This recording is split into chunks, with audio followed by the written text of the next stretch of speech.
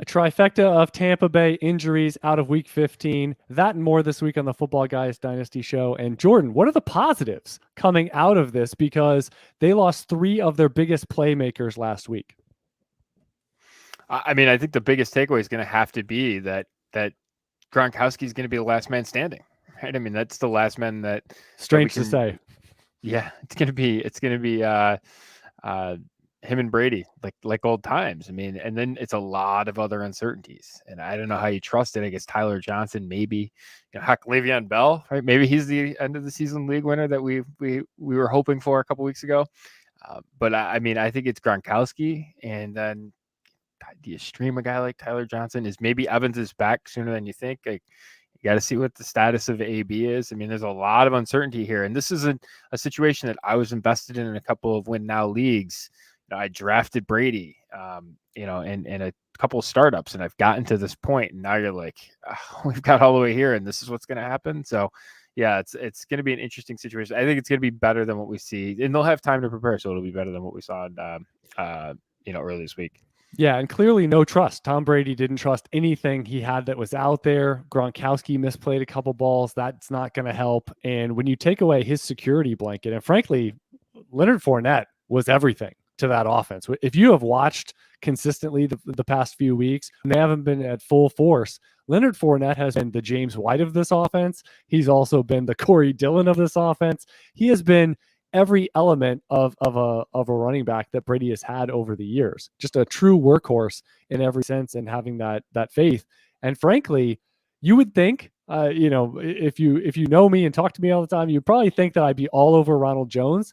I have pause about Ronald Jones just because I don't think he has the trust factor of Tom Brady. I don't know if he's going to be used, certainly not as much as Leonard Fournette in the passing game. So I think the floor is decently low on Ronald Jones for having a lot of those. Oh, he looks good. He's averaging 5 yards per carry, but you know what? Didn't get the goal line look, and he caught 2 passes. So what did he score? 10. Like, I do think there's a reasonable outcome that he doesn't score that well, even as the clear-cut starter, because he's not getting passing game work, and who knows where they go at the goal line. Yeah. No, I think that's all fair. And this is one of those situations where, like, I think Ronald Jones may actually be a better runner than maybe we give him credit for. Maybe you and I actually thought coming out. I want to speak for you on that, but I know he has been better than I thought coming out. But then the question all along has always been, what do we do with the lack of passing stuff? I mean, he was a uniquely rare player in terms of went really high in a rookie draft with no real receiving profile at all. He averaged less than a catch per game in college. As the second running back to do that.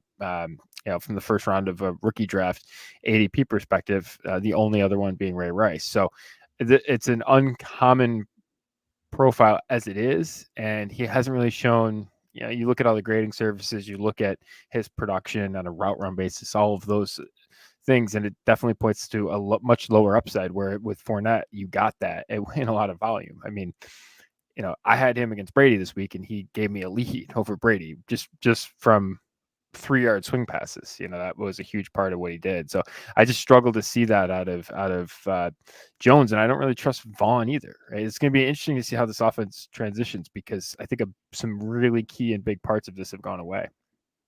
And we'll see how Footballguys projections evolve over the course of the week, but Ronald Jones starts out in that running back 10 to 15 range. I think that's fair when you look at the landscape, but there are some behind him I definitely trust more from a market share perspective, I know they're going to get goal line opportunities or higher leverage opportunities. I trust them more in the passing game. So those are the variables out. And I think the answer may be, if Antonio Brown is back, he is going to get absolutely peppered.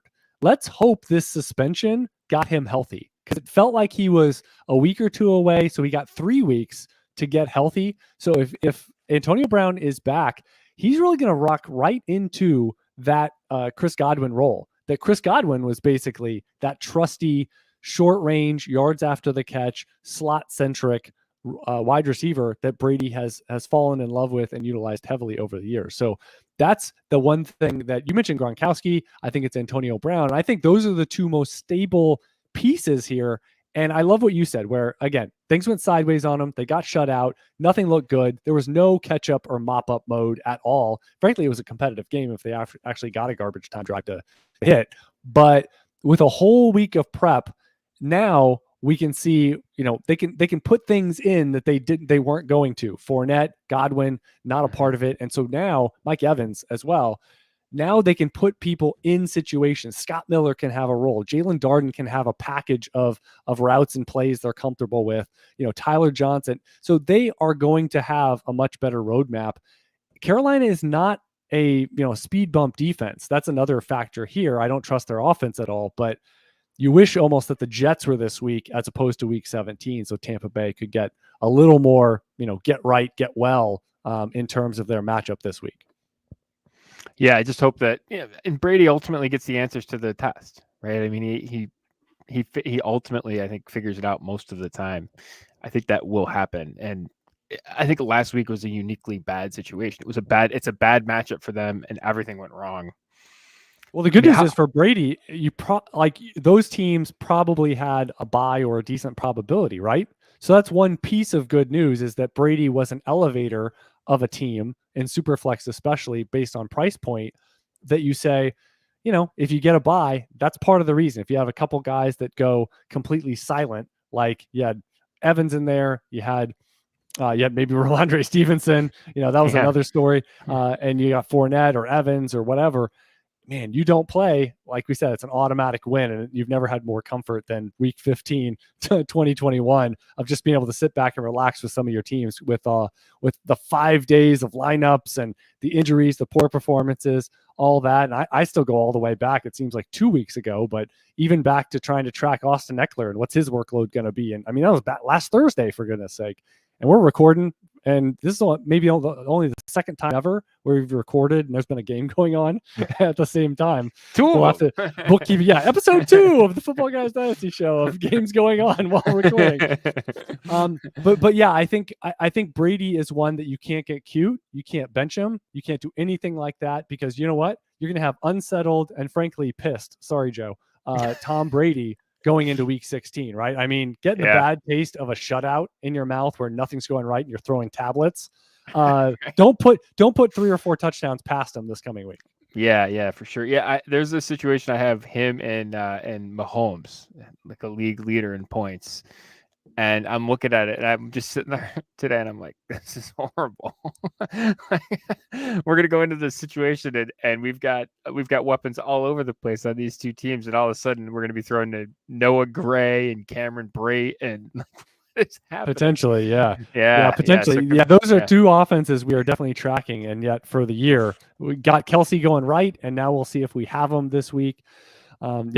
Big moving pieces. And guess what? All we said all year is Patrick Mahomes. Actually, I guess I kind of jinxed it, because I said, what's going to happen if they're missing Hill or Kelsey? Well, you know what? My question is still not applicable, because what if they're missing both? Man. Yeah. Can maybe Edwards-Helaire catch some passes at that point? This is Chad Parsons, Jordan McNamara, episode 83 of the Footballguys Dynasty Show. Want to remind you about Props Fantasy. They are able to sync your existing leagues like Sleeper and Yahoo. You create a challenge. You can get ready to crown yourself an undisputed champion, because you can play your friends, league mates from other leagues. You're on a home league. Guess what? If you're out of the playoffs, you like your team, get your roster imported, and all of a sudden you can play friends, family, coworkers, whatever, from any of your other existing leagues, or find someone else, find some new competition there. You can register, win an Aaron Rodgers signed helmet, and more with those challenges. propsfantasy.com/guys, and you can cash in this holiday season. And Jordan, we've got some really good trades, and I was surprised to find some. I will say I'm pro no trade deadline in dynasty leagues. I also will say that when your league finishes, it'll be January this year, but when your league finishes, they open trading back up and you get revved up for the following year. And it's always exciting We talked about it before, where you analyze the new player environment, the new player world for startup drafts, but it applies for existing leagues. So we've got some data points here and some interesting talking points. This is a Zealots IDP league, so obviously more value there for the picks. It's IDP heavy, and it's one quarterback. Rhamondre Stevenson, talking point from week 15 with his dud performance and no Damian Harris, kind of got away from the Patriots early there. For Rhamondre Stevenson, for 201 in this format. Yeah, I mean, I think it's interesting. Here's my question on this: is are you going to do better than Rhamondre Stevenson at 201 in a rookie draft? I guess that the one side of me would say you have a liquid pick, right? That's the one side of it. The other side of it, I would say, is are you going to have a 1A, 1B role readily available to you at that pick? I tend to think, as if I'm sitting here right now, give me the liquid pick. But if I was just going to sort of say, hey, which of the two of these am I going to get a better player at, Rhamondre Stevenson or the person I'm going to pick at 201?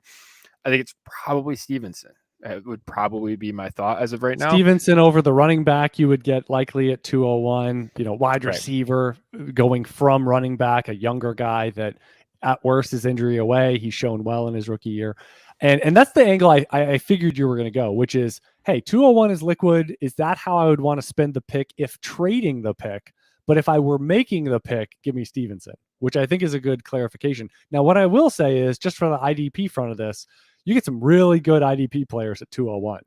You can get first round linebackers. You can probably, elite pass rushers. And it's actually a pretty good pass rushing class there at the top here in 2022 projected. But those are likely to maybe even sneak into the first round. So that angle provides you a lot of flexibility. It also allows, if you're 2-3 IDPs in, this is the equivalent of maybe 110.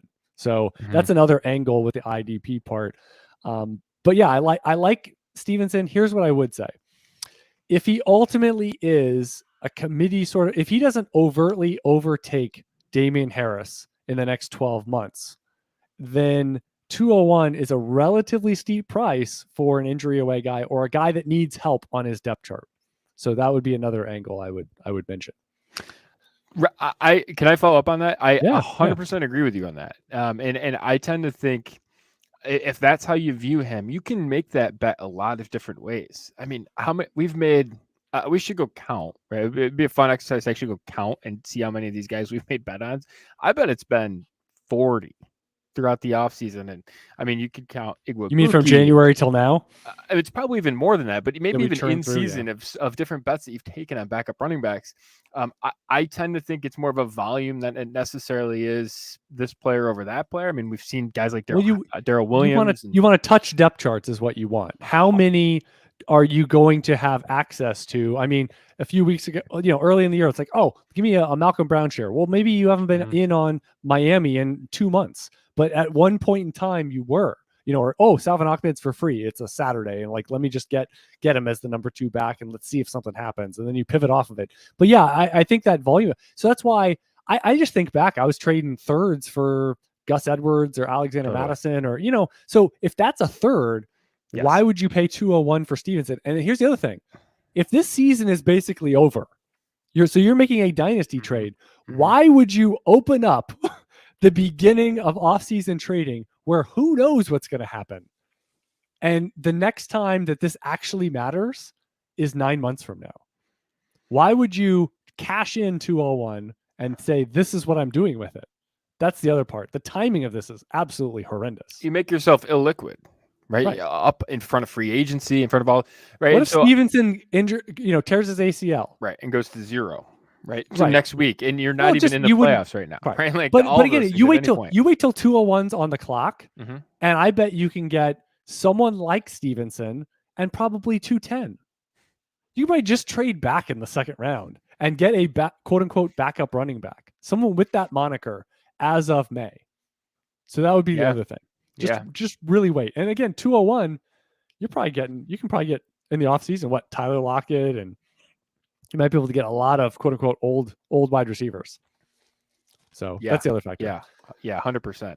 I mean, All right. Mike Evans. I mean, you could get just. Well, I didn't want to rattle off go the there, list. but if he was a later first last year, he's a Right. year older, and Totally. now who knows how his season sort of ends optics wise. And Right. yeah, 201 could be possible. Keenan Allen, like all of those, like you mentioned, Right. Keenan, I mean, Yeah, and so Lockett, you're getting a like guy all that of you these can guys. Yeah. plug and play. And so Right.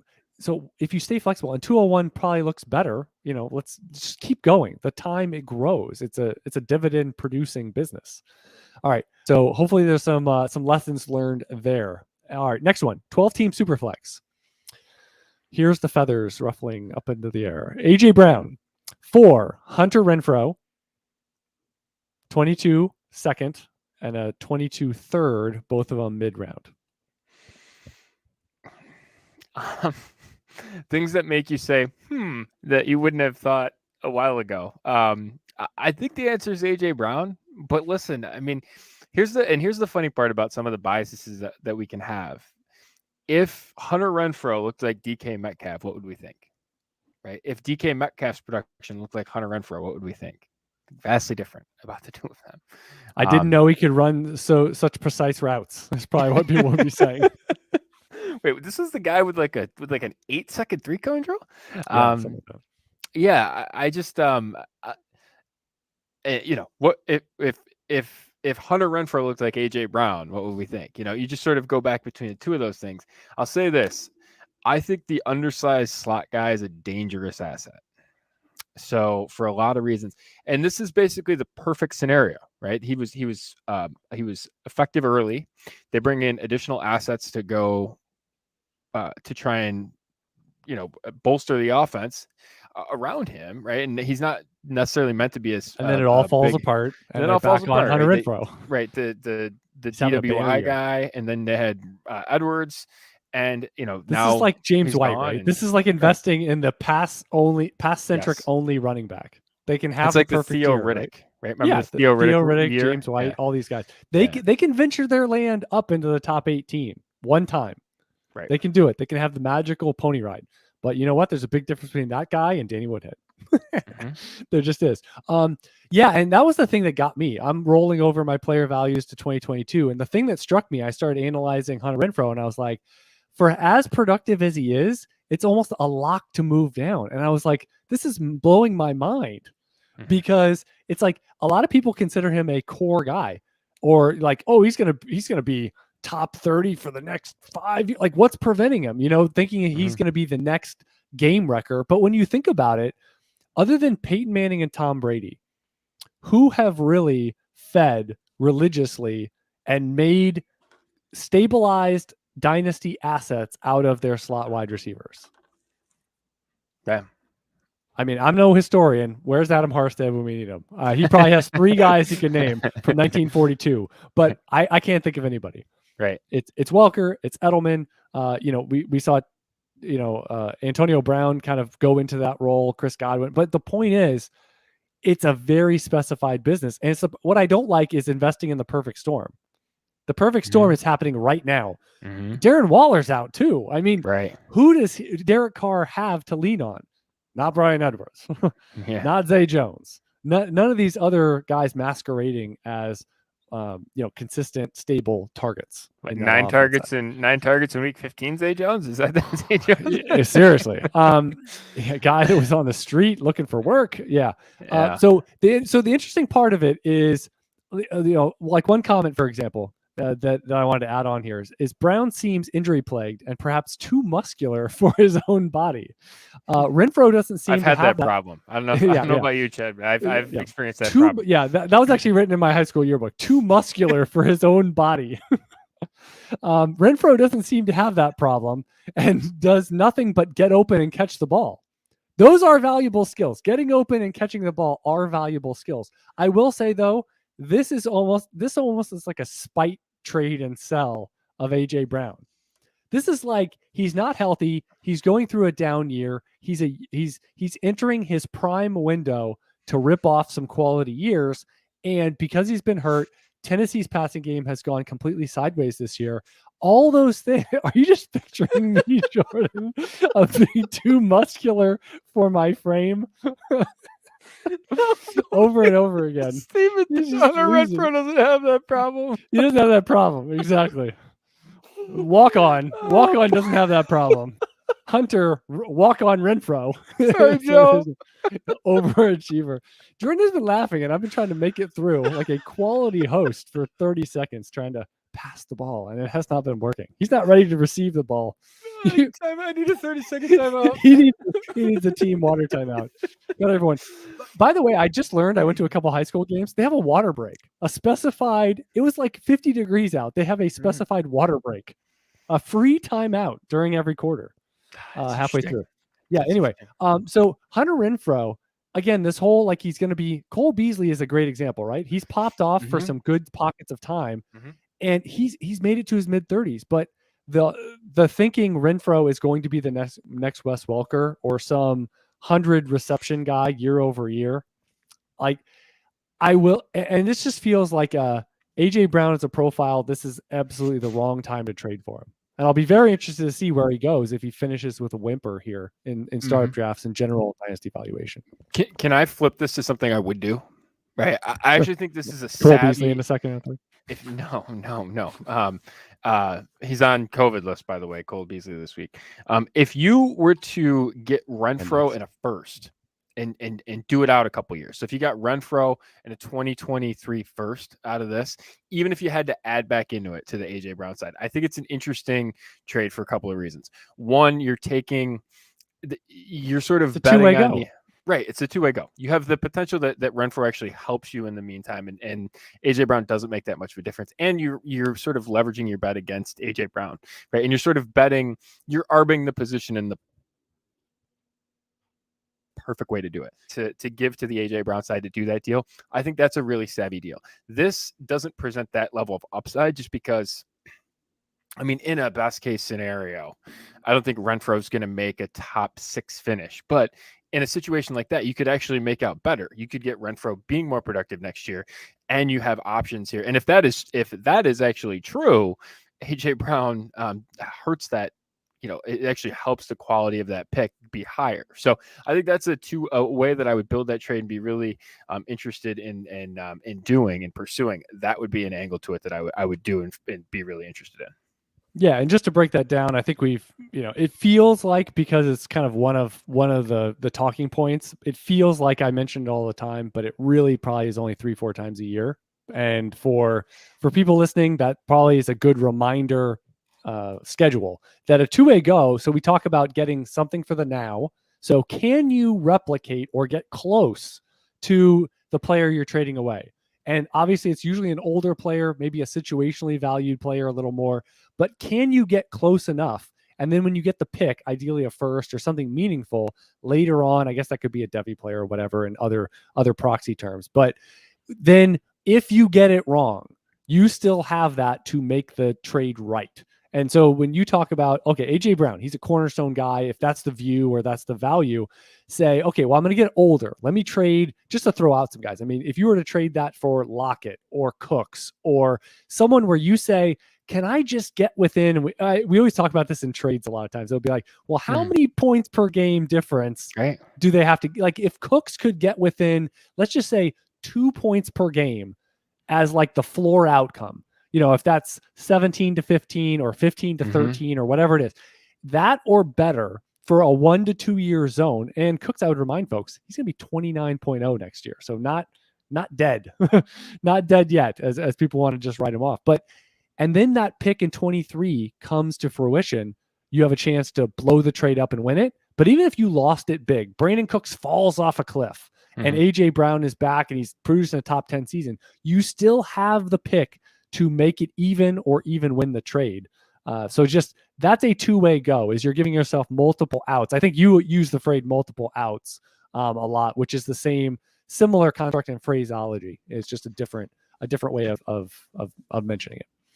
Yeah, totally. I love that. And it's funny because I had a subscriber and a listener say, hey, can you break down some more of these early offseason trades that you would be making? This is the type of thing that you should be looking at over and over again, just trying to think of those types of constructs, because that's a really easy way to add an additional asset to your team, and something that I think you spend a lot of time in this early offseason thinking about and doing about. And this is actually one of those things where I actually don't spend a ton of time looking at rookies early in the year. I spend a lot of time looking at trade constructs and sort of profile constructs, because then I'm constantly trying to aim to do these sorts of deals. So I think that's a really valuable thing to do early on in the offseason. Yeah, and I think we talked about it with the Stevenson deal, but I think it applies to what we just discussed, and probably the next one as well.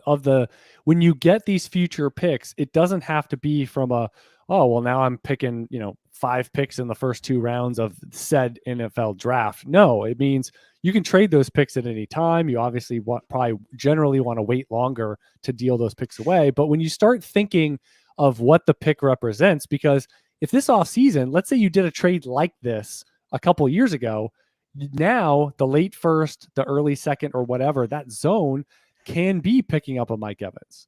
So if you can make a trade like that for an auto start but older wide receiver, so that has to factor into the deal of, well, I got a first. Well, look at all these landmines, or I don't really like making the pick, or it's not an overly strong class. Well, but what if you get down the line of the offseason and trade the selection? That's how you have to view the deal. And so this next one works in that prism, because they are getting, in theory, a 2-way go, albeit a relatively risky one here. So it's a 1 quarterback league. Alvin Kamara for Travis Etienne and a 23 first.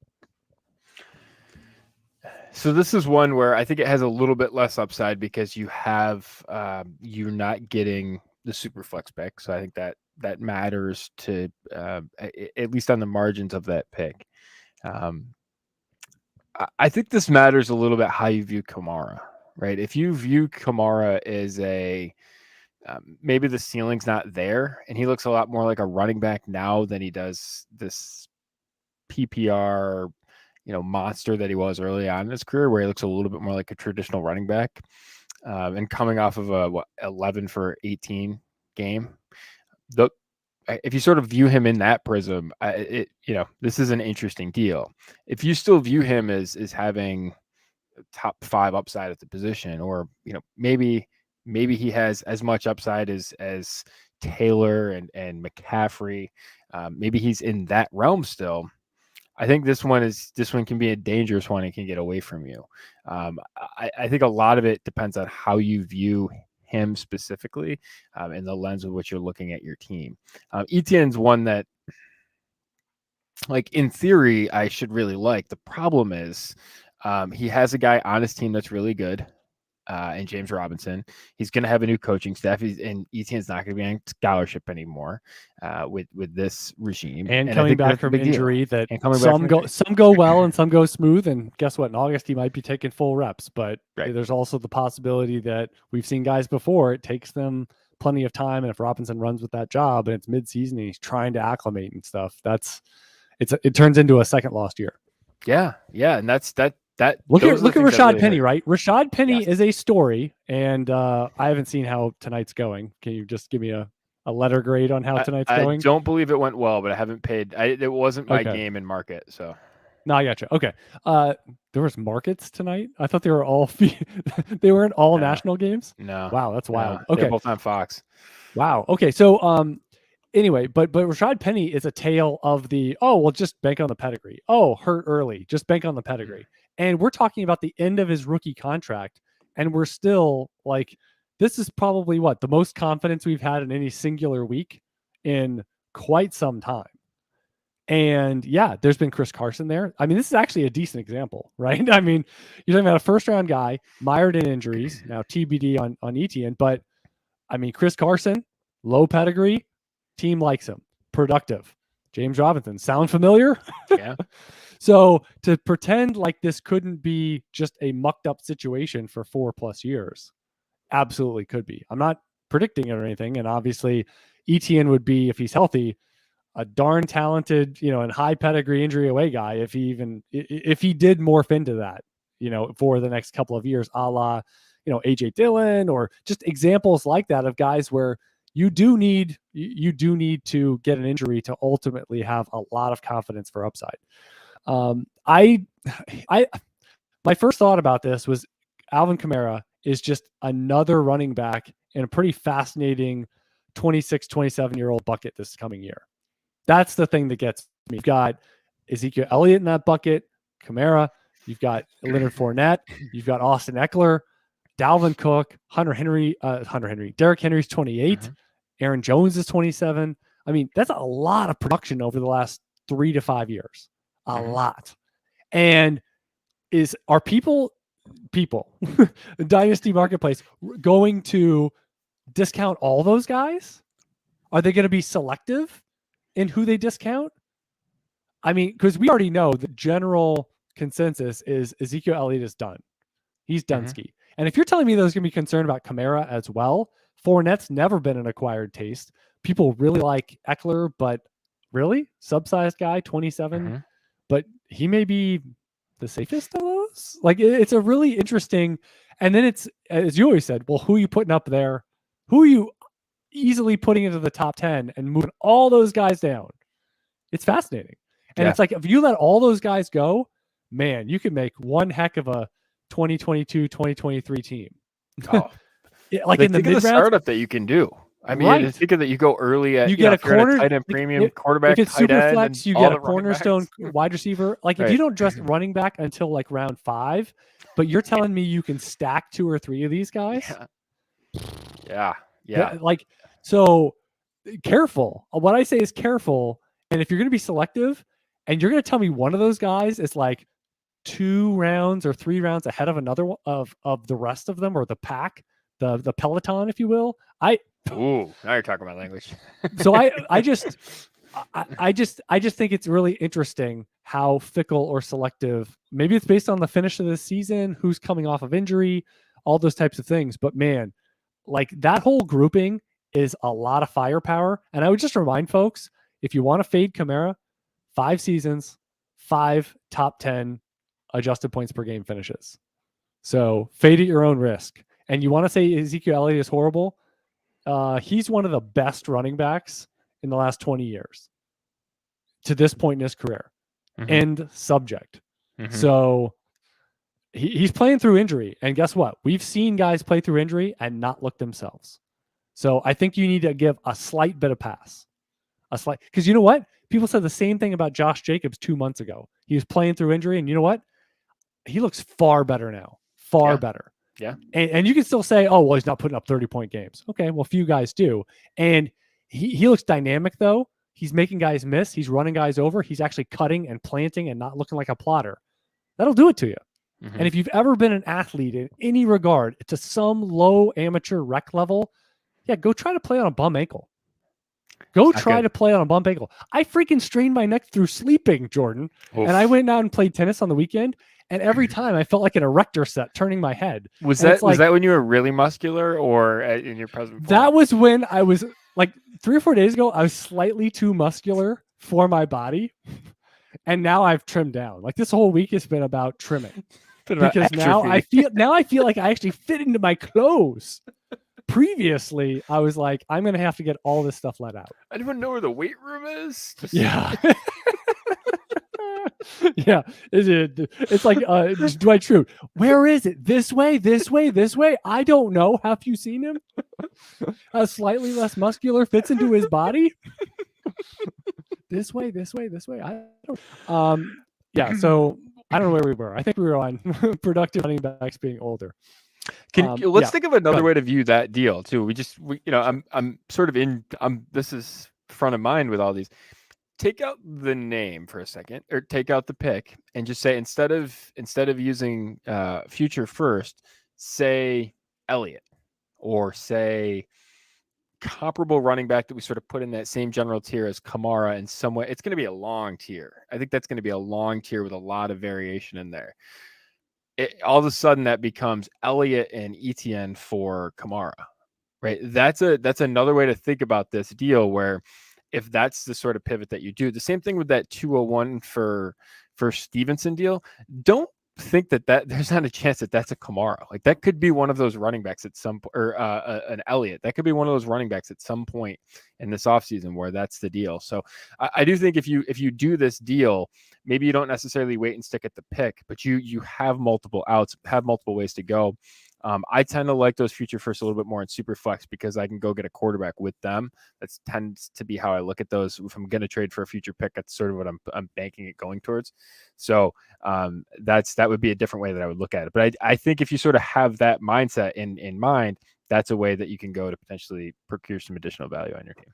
Yeah, and what if you think of that first in terms of a wide receiver as well? So you get Etienne, and if you're deep at running back in general, not that Kamara wouldn't be up at the top of your depth chart, but if now you just cycle back Etienne to the bottom, of your depth chart of just a wild card of let's see what we have, and I'm going to bet on a profile, and then you take that instead of that first, now you're getting a wide receiver you can start. And so I always look at when I'm trading, I do a lot of trading of like trying to just, if I'm light at wide receiver, let me get one more guy.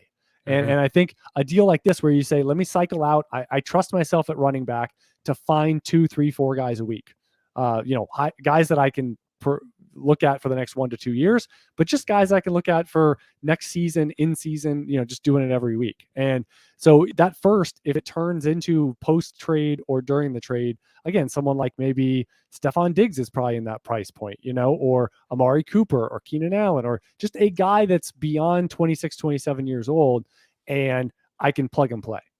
So that would be another angle for this deal. And someone wants to get a playmaker in Kamara at running back. Hey, Chad, I have big news for you. There's substantial breaking news that has occurred. Uh-oh. I scored 93 points in a matchup this week and won, and I'm going to face you, who is coming off of a bye. Well rested, I might add. Me and my 6.24 Russell Wilson points coming here. You mean surviving from the division of death? I actually looked at that. We could have 3 teams in the Final Four from the same division. Brandon Cooks got me through 29.2 points. Did you realize wide receiver 14 on the season? I am stunned that Brandon Cooks was capable to post a top 20 season. Did you start him? I know you're loaded at wide receiver. Yeah. Oh yeah, I started him and Justin Jefferson, baby. Are you kidding me? Brandon Cooks was like, I can't. I smell a little. What's that in the air? Oh, a little wager? 16 regression. No regression. I hope you start all the guys that blew up. Wait, you only scored 93, and you had those 2 guys in your lineup. No, I'm sorry. I left him on my bench. I'm sorry. He was on my bench. I had Cooper. Yes, I'm sorry. I left him on my Can I just ask, how the heck did you only, like, the way that you finished that you have a loaded team. It's ridiculous. I'm sorry. Looking at a different team. Here's the team. Russell. Wow. Again, you see what Jordan just did? Oh, I'm getting to the semis. Oh, wait, wrong team. Wrong team. 93.9 points. 93.9 points. Russell Wilson, Kamara, Mixon, Stevenson.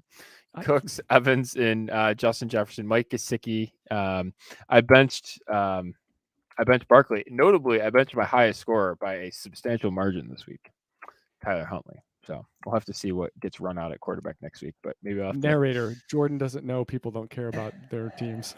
Not doing great, Chad. Not doing great this card. Oh, are we playing? I know we're. Oh yeah. Oh, this is good. We're gonna have to put a wager on. But how did you finish as low as you did this year? You must have had some horrible puck luck scheduling. That is probably my most surprising league, that I just cruised to a bye in the division of death with a team that I was technically still rebuilding. See, that's what Jordan said. I took Jordan's advice. He said, don't go into some deep, long rebuild. Just start contending right away. Right. Just compete and contend. Yeah. It's easy.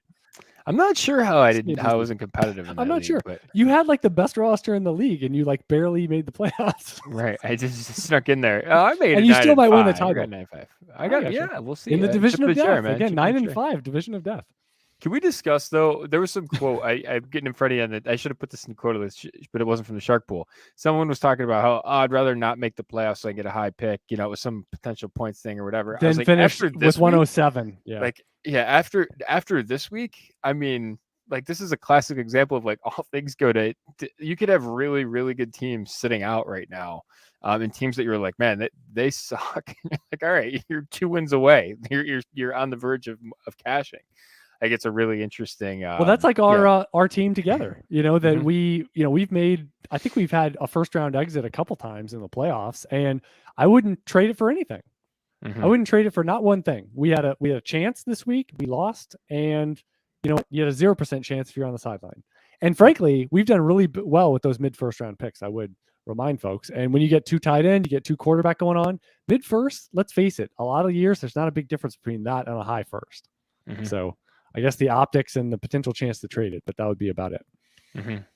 All right. Do want to remind you to sign up for the Football Guys free email update. That daily information from your guy, Joe Bryant, is available. Just sign up at the right top homepage there at footballguys.com. And it's a big button, free email update. Every single night, you're going to get Joe Bryant distilling down the news into what you need to know, and never more vital than in the fantasy playoffs, and never more vital than the past 7 days or so and the 14 days from this point forward, because every single day, again, you broke news on this show. We had Le'Veon Bell signed today. There's things you don't want to miss for your waiver wire and for your lineups every single day. So that is over there with the email update. Finished out with a few quotes. I actually thought this was going to be half the show. Now it can't be, Jordan. I assume I got you're a not full another 40 minutes in me. Exactly. Chad. Let's roll up sleeves.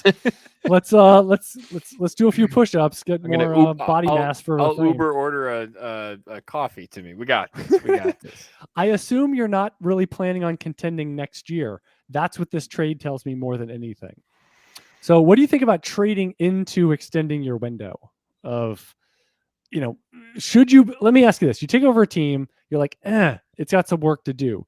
Would your first move be towards gutting it, or would it just be towards, let me shift it so that I can contend next year? Would you always try to contend the next year? I like to structure the deals in ways that give me options continuing, right? So I don't like to we have talked in prior weeks about trades that were just total, for lack of a better word, tanking trades.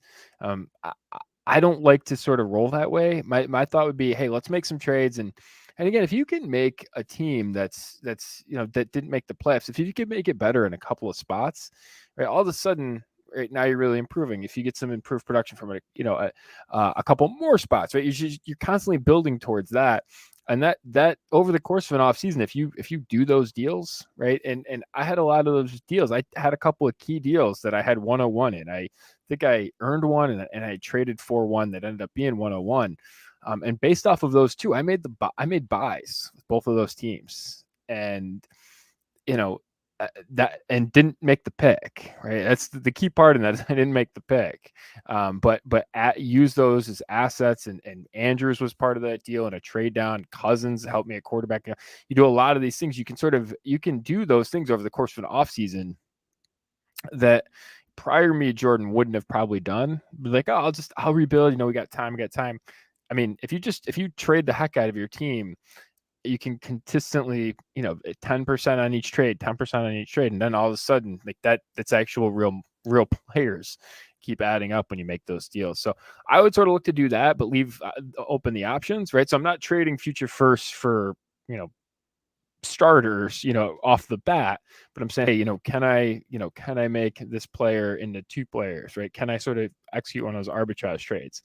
Can I turn a second into a first, and then, into that first, maybe then it leapfrogs into something else, give me more options, give me more assets. That's really what I'm looking at. And then we'll sort of figure it out as it goes along.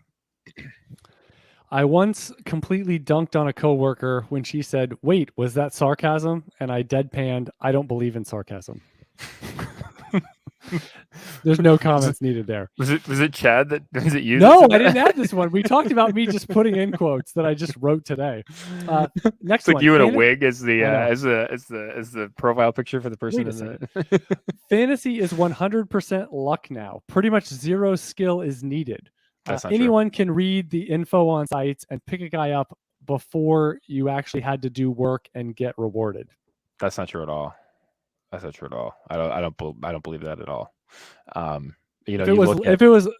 will say, if it's super shallow work league, almost no bench, and 6 teams out of 10 make the playoffs in redraft, there's a lot more luck involved in that. But Dynasty, it really does ratchet up, because every decision matters till eternity with your roster and with your assets. So that's really where it separates. And I will say, the more complicated, the more twists a format has, the more wrinkles. That's when, again, not everyone is tracking all those into its full impact. So that's another point I would make.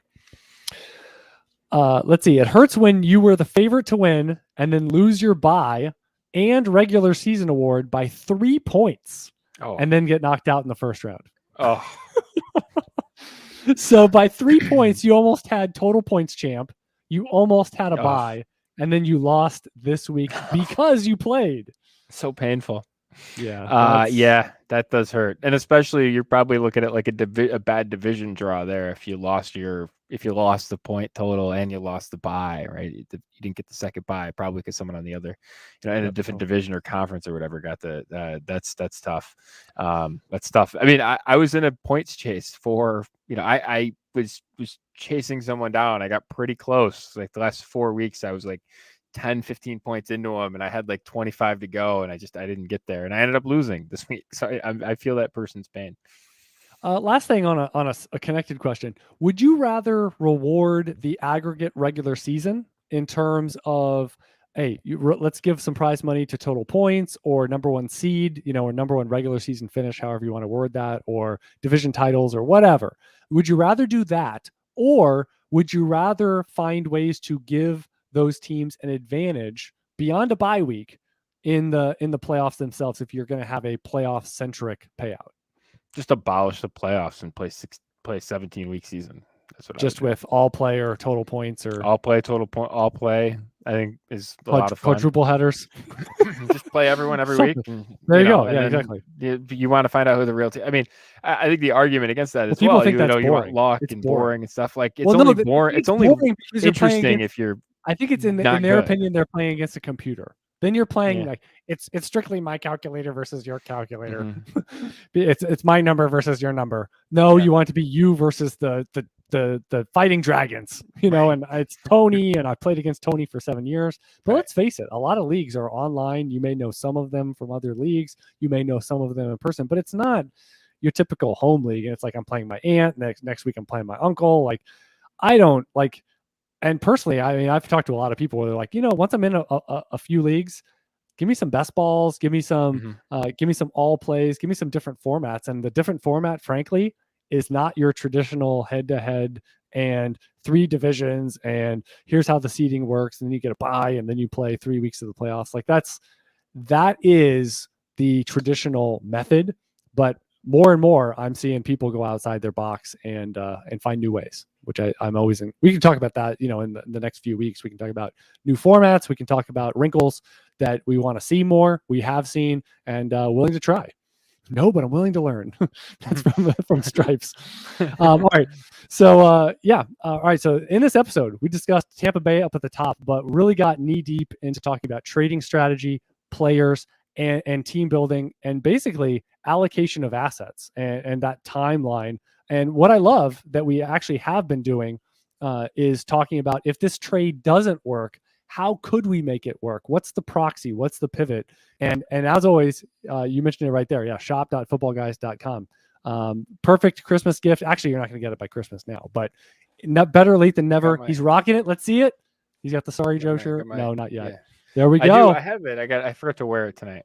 Forgot to wear it tonight. Yeah. Timeliness, showing up in uniform. That's but shop.footballguys.com. It is open. And again, you're going to get all of your gear and merch, as they like to say. So again, talking about trading, we talked about those older running backs. We talked about AJ Brown, the dicey profile, maybe the misleading profile of Mr. Hunter Renfrow, and then later on talking about contending windows, which I think is always very important. I am Chad Parsons. He is Jordan McNamara. And until next time, happy holidays and good luck in your dynasty leagues. Hit it. More horrible. Oh. Hit the freaking